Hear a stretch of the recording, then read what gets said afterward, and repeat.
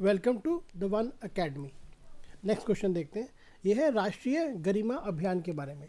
राष्ट्रीय गरिमा अभियान मेरा एक नेशनल कैंपेन है for dignity and eradication of manual scavenging. Manual scavenging को ख़त्म करना है इंडिया से, ये अभिशाप है भारत के लिए। तो राष्ट्रीय गरिमा अभियान is a national campaign to rehabilitate the homeless and destitute person. नहीं, ये नहीं है मेरा, गलत है। Releasing the sex workers from their practice and providing them with alternate source of livelihood. नहीं, ये गलत है। Eradicate the practice of manual scavenging and rehabilitate the manual scavengers. ये ठीक है, मैनुअल स्कैवेंजिंग के बारे में है, ये ठीक है। Release the bonded labours from their bondage. नहीं, ये गलत है। तो माई आंसर इज सी।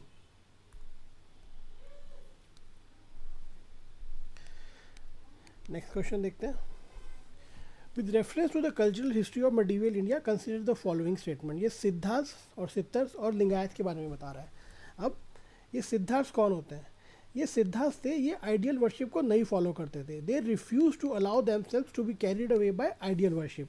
ये एम्फेसाइज करते थे नॉलेज के ऊपर, योगा के ऊपर, character, moral behaviour, right conduct, इनके ऊपर ये एम्फेसाइज करते थे। एंगर, लस्ट और इगोइज्म को ये वर्स सिंस मानते थे। और they were against caste system and casteism also. इनकी जो थिंकिंग थी सित्तर्स की, ये बहुत एम्पेरिकल और एक्सपेरिमेंटल थिंकिंग की। लेकिन जो इनकी राइटिंग्स हैं वो बहुत फॉर्मलाइज नहीं है, इसलिए उनकी फिलोसफिकल सिस्टम एक्सट्रिकेट करना काफ़ी डिफ़िकल्ट है एट प्रेजेंट। सेकेंड है ये लिंगायत के बारे में। ये डॉक्टर मालती मलिक की कोई बुक है, वहाँ से गूगल बुक रिजल्ट से लिया है। ये बोलता है कि लिंगायत और वीरशैवस they do not recognize the caste system based on birth and they did not recognize the theory of birth। तो हम क्वेश्चन देखते हैं हमारा। ये बोलता है Siddharth of Tamil region were monotheistic and condemned idolatry. बिल्कुल सही है, हमने ये देखा है, तो फर्स्ट इज माई ठीक है। Lingayat of Kannada region question the theory of rebirth and rejected the caste hierarchy. Yes, ये भी हमारा ठीक है, अभी हमने देखा है यहाँ पर। तो बोथ 1 and 2 आर करेक्ट, तो करेक्ट ही पूछा है, तो my answer is C. Second ये पूछ रहा है इम्पोर्ट कवर के बारे में। अब हर एक कंट्री के पास कुछ फॉरेन एक्सचेंज रिजर्व होते हैं। अब हम उस फॉरेन एक्सचेंज रिजर्व से कितने मंथ्स का इम्पोर्ट स्पॉन्सर कर सकते हैं, कितने मंथ्स के इम्पोर्ट की पेमेंट कर सकते हैं, उसको हम इम्पोर्ट कवर बोलते हैं। तो वही पूछ रहा है, which of the following best describes the term import cover sometimes seen in the news. It is the ratio of value of imports to the GDP of a country. नहीं, ये गलत है। It is the total value of imports of a country of a year. ये भी गलत है। It is the ratio between the value of exports and that of imports between two countries. ये भी गलत है।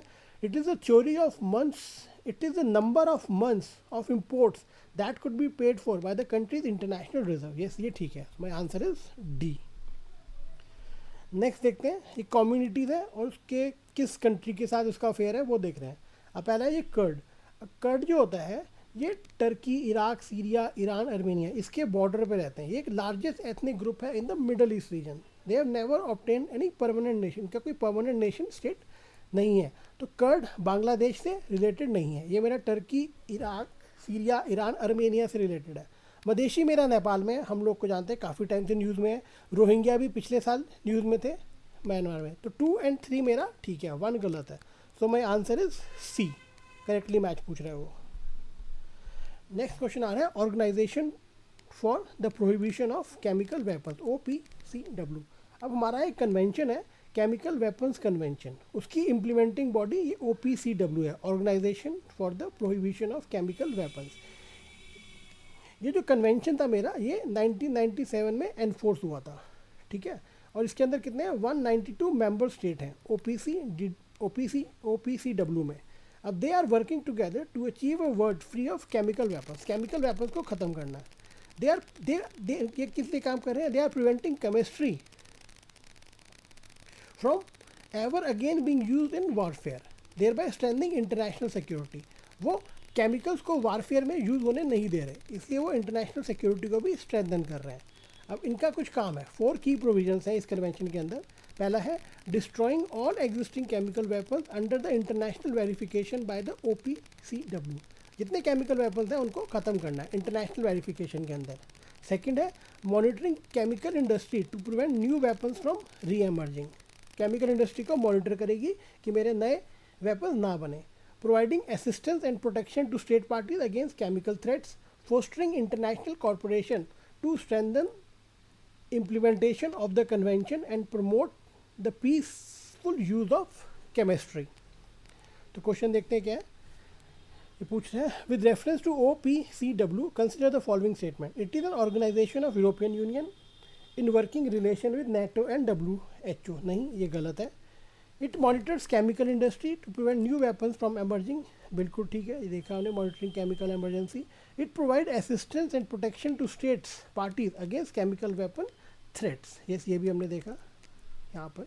तो मेरा 2 and 3 मेरा सही है. तो my answer is B, 2 and 3 वो करेक्ट पूछ रहा है. Thank you. बाकी क्वेश्चन हम नेक्स्ट वीडियो में देखेंगे.